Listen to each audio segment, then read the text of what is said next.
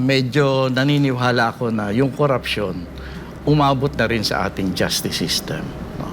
Inaabot na rin yan. I'm sorry to say this.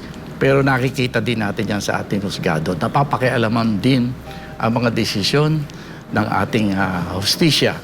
At tama, yung ating mga politiko, masasabi ko, based on experience, based on when I was in office, talagang napapakialaman ang mga kaso natin sa hustisya. Kaya para bang maiugnay natin ito sa kabulukan ng ating pagpamumulitika at politika, nakokontrol ng ating political system, pati ang ating judicial system. Kailangan talaga major repair ang ating politika.